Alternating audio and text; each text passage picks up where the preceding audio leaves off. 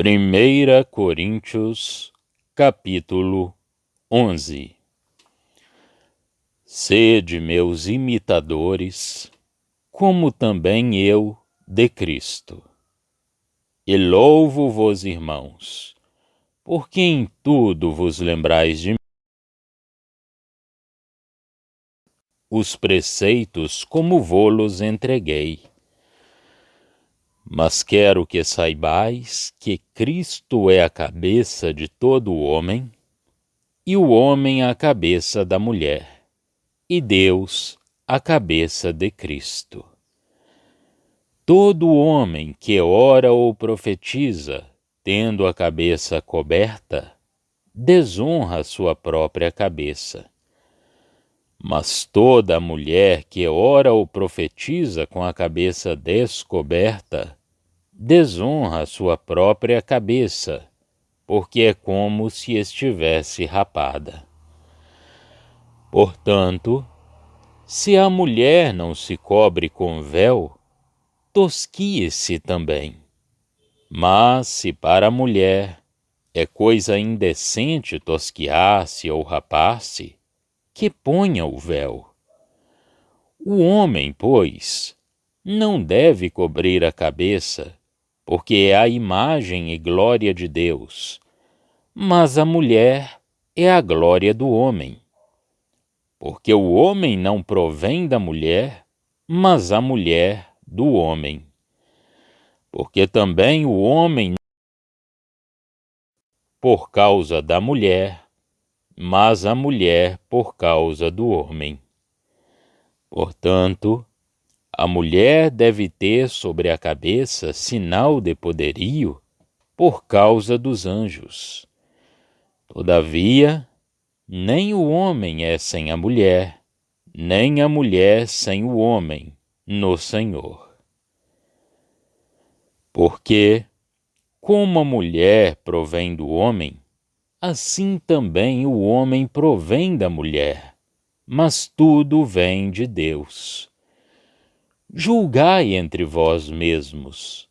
É decente que a mulher ore a Deus descoberta? Ou não vos ensina a mesma natureza que é desonra para o homem ter cabelo crescido? Mas ter a mulher cabelo crescido é-lhe honroso, porque o cabelo foi-lhe dado em lugar de véu. Mas, se alguém quiser ser contencioso, nós não temos tal costume, nem as igrejas de Deus. Nisto, porém, que vou dizer-vos, não vos louvo, porquanto vos ajuntais, não para melhor, senão para pior. Porque antes de tudo ouço que, quando vos ajuntais na igreja, há entre vós dissensões, e em parte o creio.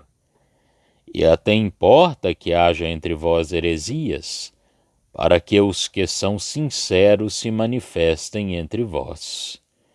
De sorte que, quando vos ajuntais num lugar, não é para comer a ceia do Senhor, porque, comendo, cada um toma antecipadamente a sua própria ceia, e assim um tem fome e outro embriaga-se.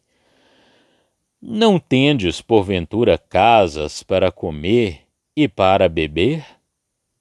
Ou desprezais a igreja de Deus e envergonhais os que nada têm? Que vos direi?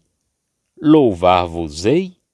Nisto não vos louvo, porque eu recebi do Senhor o que também vos ensinei, que o Senhor Jesus, na noite em que foi traído, tomou o pão e, tendo dado graças, partiu-o e disse: Tomai, comei, isto é o meu corpo, que é partido por vós.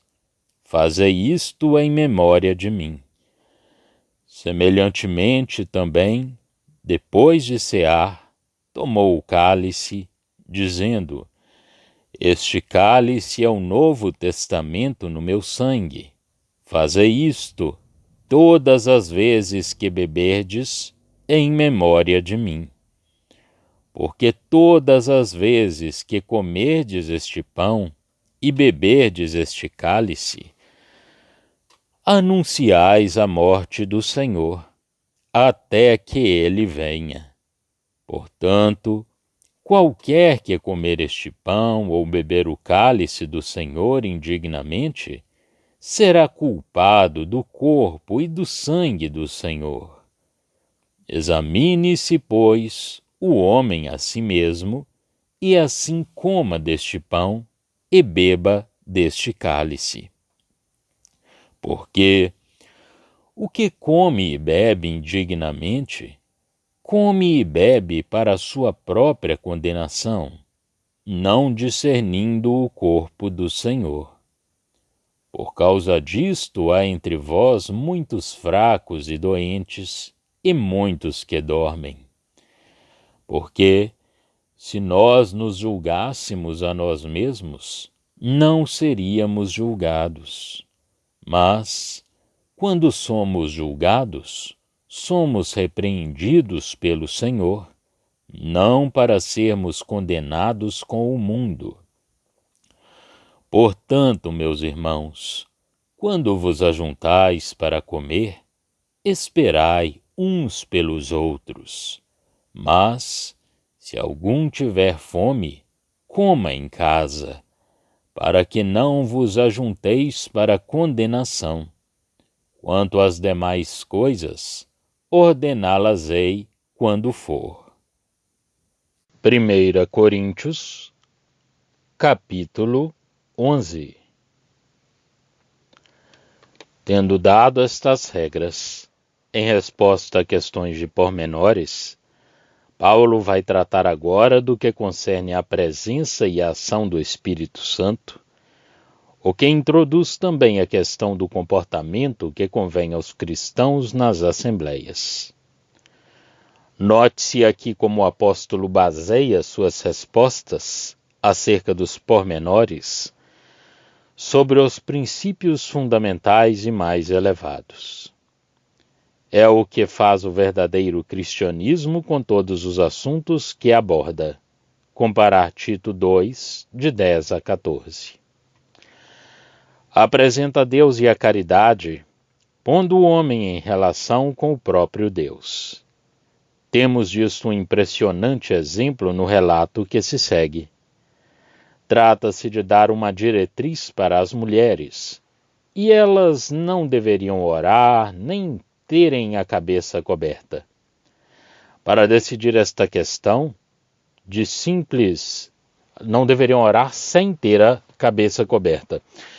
Para decidir esta questão, de simples decência e de conveniência, Paulo expõe a relação dos depositários da glória de Deus com o próprio Deus e a ordem da sua relação, e apresenta os anjos aos quais os cristãos, que lhes estão em espetáculo, devem mostrar a ordem, segundo o pensamento divino. Em 1 Timóteo 2, de 11 a 15, o efeito moral das circunstâncias da queda é apresentado como dando à mulher o seu verdadeiro lugar na igreja em relação ao homem. O cabeça ou chefe da mulher é o homem. O chefe do homem é Cristo. E o chefe de Cristo é Deus. Verso 3. Eis a ordem do poder remontando até aquele que é supremo. Em seguida, pelo que diz respeito às relações da mulher e do homem entre si, o homem não foi feito para a mulher, mas a mulher para o homem. Depois, pelo que concerne às relações da mulher com as outras criaturas inteligentes e conscientes da ordem dos caminhos de Deus, a mulher deve ter a cabeça coberta por causa dos anjos, espectadores dos planos de Deus na dispensação da redenção e do efeito que esta maravilhosa intervenção deve ter produzido. A tudo isso a palavra de Deus acrescenta noutro lugar, ver a nota precedente, relativamente ao que aconteceu no paraíso, que não foi o homem enganado, mas sim a mulher que, tendo se deixado enganar, foi a primeira na transgressão. E a passagem que agora estudamos recorda-nos, em referência à criação, que o homem não foi tirado da mulher, e sim a mulher do homem. Verso 8. No entanto, o homem não é independente da mulher, nem a mulher é independente do homem. Todas as coisas são de Deus. Versos 11 a 12. Tudo isso é dito para regular uma questão de modéstia acerca do comportamento das mulheres, quando, ao orarem, estiverem em presença de outros. Não chegamos ainda à questão da ordem na igreja. O resultado, quanto aos pormenores, é, pois, que o homem devia ter a cabeça descoberta, porque ele representava a autoridade e estava, sob este ponto de vista, revestido, quanto à sua posição, da glória de Deus, de que ele era a imagem. A mulher, pelo contrário, devia ter a cabeça coberta como sinal da sua sujeição ao homem. Era o sinal do poder ao qual ela estava submetida. Todavia, nem o homem podia prescindir, passar sem pôr de parte algo, renunciar a, dispensar da mulher, nem a mulher do homem. O apóstolo apela, enfim, ao testemunho fornecido pela ordem da própria criação, segundo o qual o cabelo da mulher é a sua glória e ornamento, e mostra, em contraste com o cabelo do homem, que a mulher não foi feita para se apresentar perante todo mundo com a ousadia do homem. Dada como um véu, a cabeleira da mulher mostra que a modéstia, a submissão, uma cabeça coberta que se esconde assim, nesta submissão e nesta modéstia, é a verdadeira posição da mulher e a sua glória distintiva. De resto, se alguém queria ser contencioso, nem o apóstolo nem as igrejas admitiam como costume que a mulher tivesse a cabeça descoberta. Verso 16. Note-se ainda que, seja qual for a queda do homem, a ordem divina na criação não perde nunca o seu valor como a expressão do pensamento de Deus, e é por isso também que, falando do homem, tal como ele é, nos é dito, na epístola de Tiago, que o homem foi feito à semelhança de Deus. Pelo que diz respeito ao seu estado moral, o homem, agora que tem o conhecimento do bem e do mal, deve nascer de novo, ser criado em justiça e em verdadeira santidade, a fim de ser a imagem de Deus agora revelada em Cristo.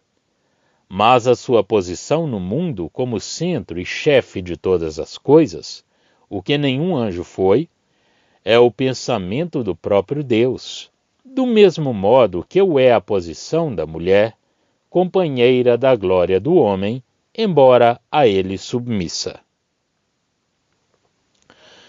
Este pensamento de Deus será gloriosamente realizado em Cristo e a respeito da mulher, na Igreja.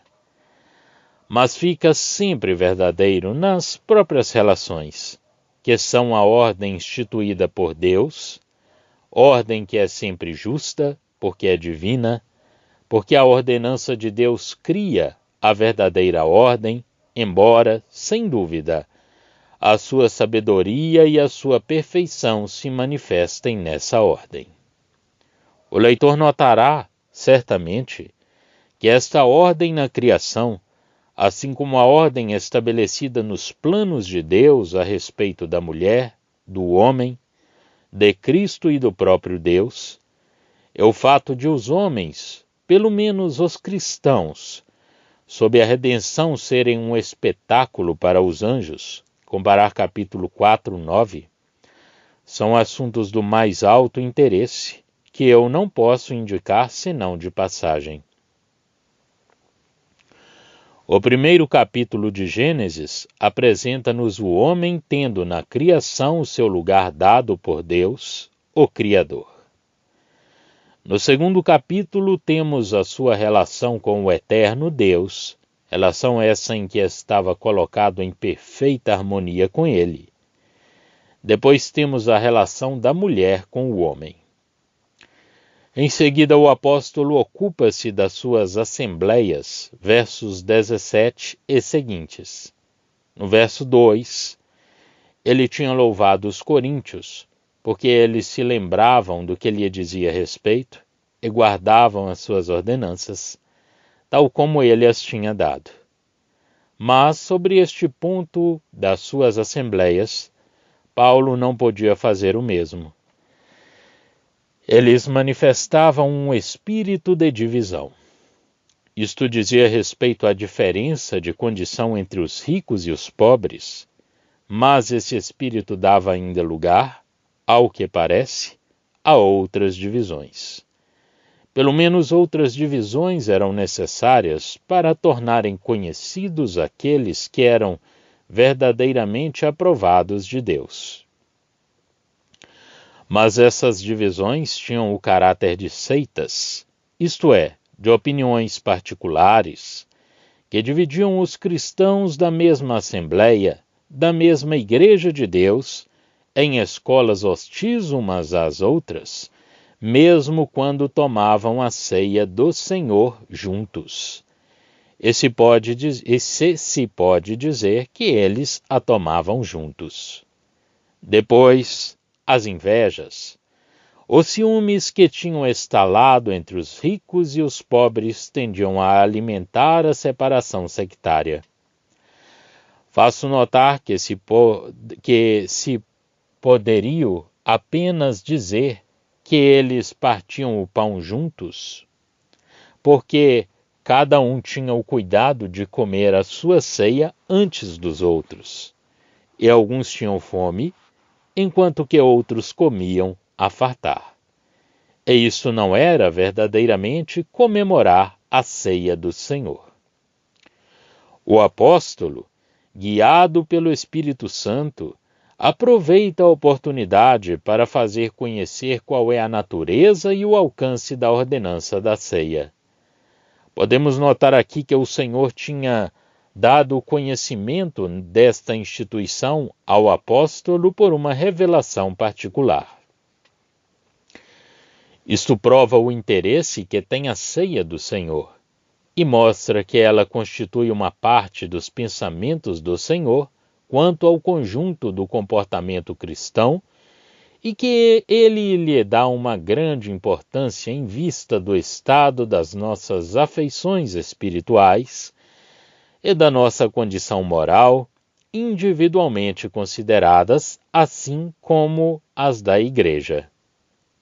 Isto se liga também ao fato de que a ceia do Senhor é a expressão da unidade do corpo, verdade esta especialmente confiada ao apóstolo Paulo. Por outro lado, ele não tinha sido enviado para batizar. O batismo era simplesmente a admissão na casa já formada, e o apóstolo ali entrou, como outros, por essa via. Na alegria da liberdade cristã, no meio dos poderosos efeitos da presença do Espírito Santo, do exercício dos dons pelos quais o Espírito se manifestava na Igreja, a morte do Senhor, o seu corpo oferecido, eram recordados e como que tornados presentes pela fé. Como base e fundamento de todos os pensamentos e de todo o culto cristão. A morte do Senhor, esse ato de amor, esse fato tão simples quão solene, fraco e nulo na aparência, guardava todo o seu valor. O corpo do Senhor tinha sido oferecido por nós. Fato imenso, ao qual o próprio Espírito Santo devia prestar testemunho, e que devia guardar toda a sua importância no coração do cristão e ser o fundamento e o centro do edifício da Igreja. Fosse qual fosse o poder que imperasse na Igreja, o coração do crente era reconduzido a este solene fato. O próprio corpo do Senhor tinha sido oferecido. A boca do próprio Senhor Jesus tinha reclamado a nossa recordação. Eu não digo rompido, digo oferecido. Os melhores manuscritos omitem esta palavra, mas é o memorial de um Cristo entregue à morte e do seu precioso sangue vertido por nós. O equilíbrio moral resultante do lugar que tem a ceia do Senhor é muito importante para os santos. O poder e o exercício dos dons não atuavam necessariamente sobre a consciência, sobre o coração daquela a quem eram confiados, e nem sempre o fazem naqueles que gozam a sua manifestação. E embora Deus esteja lá, e a sua presença seja sentida quando nos encontramos em bom estado espiritual, é, no entanto, o homem quem fala e quem atua sobre os outros. É o homem que está em proeminência. Mas na ceia do Senhor o coração é levado a um ponto em que fica numa completa dependência, onde o homem nada é, e onde Cristo e o seu amor são tudo, onde o coração é exercitado e onde a consciência se recorda que deve ser purificada e que foi purificada pela obra de Cristo, e que dependemos absolutamente dessa graça. E é preciso não esquecer que as afeições também ali estão em pleno exercício. As consequências resultantes, entre os coríntios, do esquecimento que eles faziam do alcance da ceia do Senhor, confirmavam bem a importância da instituição e mostravam o quanto o Senhor queria que se lhe prestasse a devida atenção. O apóstolo vai falar do poder do Espírito de Deus, manifestado nos seus dons, e dar as regras necessárias para manter a ordem e para prover a edificação nos casos em que esses dons eram exercidos na Assembleia. Mas, antes de entrar nesse assunto, Paulo coloca a ceia do Senhor como sendo o centro moral e o objeto da reunião. Assinalemos alguns dos pensamentos do Espírito em relação com a ordenança da ceia. Paulo liga, da maneira mais forte, todas as afeições à ceia, porque eu recebi do Senhor, diz ele, o que também vos ensinei. Noite em que foi traído, tomou o pão. Foi, pois, nessa mesma noite em que Jesus foi traído, que ele deixou este memorial dos seus sofrimentos e do seu amor. Tal como o Cordeiro da Páscoa recordava para Israel a sua libertação do sacrifício que tivera lugar no Egito, também a ceia recorda para nós o sacrifício de Jesus.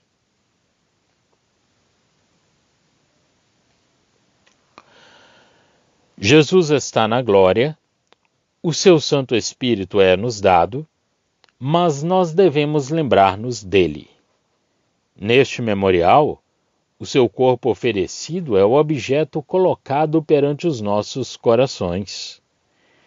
Notemos estas palavras: fazei isto em memória de mim. O Cristo de quem nós nos recordamos não é um Cristo tal como ele existe agora. A ceia não é a realização do que ele é. Isso não seria uma recordação. O corpo de Jesus está agora glorificado. A ceia é uma recordação daquilo que Jesus foi sobre a cruz. O objeto que ali está representado é um corpo imolado, um sangue vertido. e não um corpo glorificado. No entanto, este memorial é celebrado por aqueles que estão agora unidos a Ele na glória, onde Ele entrou.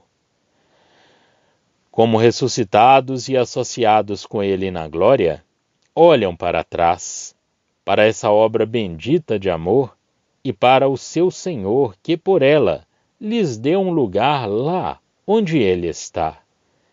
Bebem também do cálice em memória dele, cujo sangue foi derramado. Numa palavra, a ceia recorda-nos o Cristo, considerado como morto. Mas um tal Cristo já não existe agora. Cristo ressuscitou e vive eternamente. Glória ao Senhor. Note-se também que a ceia foi instituída para ser a recordação do próprio Cristo. É o que nos liga a Ele. Não nos recorda somente o valor do seu sacrifício, mas liga-nos a Ele próprio. É a recordação que o Senhor nos dá de si próprio, em circunstância em que o seu amor se manifestou da maneira mais comovente e mais perfeita. Depois, se é um Cristo morto que a ceia nos recorda, o apóstolo faz-nos ver quem é aquele que está morto. Porque todas as vezes que comerdes este pão e beberdes este cálice, anunciais a morte do Senhor. Verso 26. Impossível será encontrar algo mais importante do que isto, que estas duas palavras encerram: a morte do Senhor. Quão sublime é para nós este fato! Aquele que se chama o Senhor está morto. Que imenso amor! Que divinas intenções! Que eterna eficácia! Que infinitos resultados no próprio Senhor se entregou por nós. Nós celebramos a sua morte. Ao mesmo tempo, a morte do Senhor representa o fim das relações de Deus com o mundo na base da responsabilidade do homem, exceto o julgamento. Essa morte quebrou todos os laços, demonstrou a impossibilidade de qualquer união entre Deus e o homem como filho do primeiro Adão. E nós anunciamos essa morte até que o Senhor, que foi rejeitado, volte para estabelecer de novo laços de associação com seus remidos, com aqueles que o receberem para terem parte nessa união. É essa verdade tão importante que nós anunciamos na celebração da ceia do Senhor.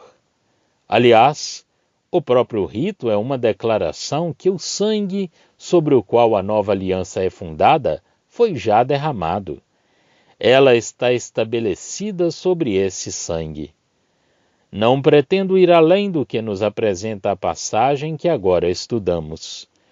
O alvo do Espírito de Deus não é apresentar aqui a eficácia da morte de Jesus, mas sim o que liga os nossos corações a Ele quando nos lembramos da sua morte, e o significado do rito é de um Cristo morto, de um Cristo traído de que nos lembramos. O corpo oferecido está como que perante os olhos dos assistentes. O sangue derramado do Salvador reclama os afetos dos seus corações. Somos culpados do desprezo dessas preciosas coisas, se tomarmos parte no rito de modo indigno. Verso 27 e seguintes. Nessa ordenança da ceia, o próprio Senhor, da maneira mais comovente no próprio momento em que era traído, deteve os nossos pensamentos sobre o seu corpo oferecido e sobre o seu sangue derramado por nós. Mas se Cristo atrai a atenção do coração sobre os fatos que a ceia recorda, a disciplina também será solenemente exercida, em harmonia com esse rito. O castigo de Deus cairá sobre aqueles que desprezam o corpo e o sangue do Senhor, tornando parte nela levianamente. Por isso muitos de entre os coríntios se tinham tornado doentes ou fracos, e muitos tinham adormecido, isto é, estavam mortos. Não se trata de inquirir se somos dignos de participar na ceia. O que é censurado aqui é que participemos nela de maneira indigna. Todo cristão, a não ser que um pecado o exclua, é digno de participar da ceia, porque é cristão. Mas pode suceder a qualquer cristão aproximar-se da mesa do Senhor sem se ter julgado ou apreciar como deve o que a ceia lhe recorda e o que o Cristo relacionou com esta instituição. Agindo assim, não considerou a diferença existente entre o corpo do Senhor e uma refeição ordinária, e não o fazendo, não julgou o mal que estava no seu coração. Mas Deus não pode deixar-nos assim na indiferença. Se o crente se julga a si próprio, o Senhor não o julgará. Mas se nós não nos julgarmos, então o Senhor nos julgará. Todavia, quando o cristão é julgado, é castigado pelo Senhor, a fim de que não seja condenado com o mundo. Versos 31 a 32. Estes caminhos do Senhor em castigo são atos do governo de Deus, confiado às mãos do Senhor, que julga a sua própria casa. Verdade muito importante, tão frequentemente esquecida. Sem dúvida, o resultado final de tudo é sempre segundo os desígnios de Deus, que manifesta nesse governo toda a sua sabedoria, toda a sua paciência e a justiça dos seus caminhos. Mas esse governo é bem real. Deus quer o bem do seu povo, mas quer também a santidade, um coração cujo estado responda ao que ele revelou. E ele revelou-se a si próprio, e um comportamento que disso seja a expressão. O estado normal do cristão é a comunhão com Deus, com o Pai e com o seu Filho Jesus Cristo, segundo o poder do que foi revelado. Se, na prática, faltamos à santidade, não andamos com Deus. A comunhão está perdida e bem assim a força para glorificarmos a Deus, força que não se encontra em nenhuma outra parte, senão nesta comunhão. Porém, se nos julgarmos, haverá restauração. Sendo o coração purificado do mal, ao julgar esse mal, a comunhão é restabelecida. Mas, se não nos julgarmos, é forçoso que Deus intervenha e que corrija e purifique pela disciplina. Disciplina essa que pode ir até a morte. Ver Jó 34 e 36. 1 João 5,16. Tiago 5, de 14 a 15. Resta-nos ainda uma ou duas observações a fazer. Julgar-se a si mesmo não é expresso no grego pela mesma palavra que ser julgado, no fim do versículo, que quer dizer ser julgado pelo Senhor. A palavra empregada para exprimir o primeiro desses dois atos é a mesma que é empregada no verso 29, quando é dito, não discernindo o corpo. Portanto, o que temos de fazer quando vamos à ceia não é somente julgar o mal cometido, mas também discernir o nosso estado espiritual como é manifestado na luz, e andar na luz como o próprio Deus está na luz. É este andar na luz que nos impede de caminhar no mal, quer em atos, quer em pensamentos. Porém, se nele cairmos, não bastará julgar o ato, é necessário julgarmos-nos também a nós próprios, julgar o ato do coração, a tendência, a negligência que nos faz cair no mal, numa palavra, o que não é comunhão com Deus ou o que impede essa comunhão. Foi assim que o Senhor atuou com Pedro. Não lhe exprobou, censurou ou repreendeu a sua falta, julgou a raiz dela. Aliás, a Igreja deve poder discernir os caminhos de Deus nesses castigos. Deus age castigando, como vimos em Jó. Mas os santos têm o pensamento de Cristo pelo Espírito de Cristo e devem discernir a sua própria condição. O fundamento e o centro de tudo isso é a posição em que nos encontramos perante Cristo na ceia, centro visível de comunhão e expressão da morte de Cristo, na qual o pecado, todo o pecado, foi julgado. Ora, nós estamos em relação com esse santo julgamento do pecado. É a nossa porção. Não podemos misturar a morte de Cristo com o pecado. Esta morte é, quanto à sua natureza e eficácia, e cujo pleno resultado será manifestado no fim, a total abolição do pecado. Ela é a negação divina do pecado. Cristo está morto ao pecado, e isto em amor por nós. Esta morte é a santidade absoluta de Deus tornada sensível e que nos é expressa no que teve lugar a respeito do pecado. Sob este ponto de vista, ela é a dedicação absoluta de Deus para a sua glória. Levar o pecado ou a negligência ao que recorda essa morte é profanar a morte de Cristo, que preferiu morrer a deixar o pecado subsistir diante de Deus. Nós não podemos ser condenados com o mundo, porque Cristo morreu e porque ele aboliu o pecado para nós. Mas levar o pecado ao que representa a própria morte de Cristo, onde ele sofreu por causa do pecado, é algo que não poderia ser suportado. Deus reivindica o que é devido à santidade e ao amor de um Cristo que deu a sua vida para tirar o pecado. Não podemos, pois, como a carne o sugeriria, resistir. Seria aceitar o pecado e abandonar a confissão do valor da morte de Cristo. Examinemo-nos, pois, e vamos à ceia do Senhor. Estabeleçamos na consciência os direitos da morte de Cristo, porque tudo está perdoado e expiado quanto à culpabilidade, e vamos conhecer esses direitos como prova da graça infinita. O mundo está condenado. O pecado no cristão está julgado. Não escapa nem à vista nem ao julgamento de Deus. Deus não permite nunca o pecado. Ele purifica o crente ao castigá-lo, embora o não condene, porque Cristo levou os seus pecados e foi feito pecado por ele.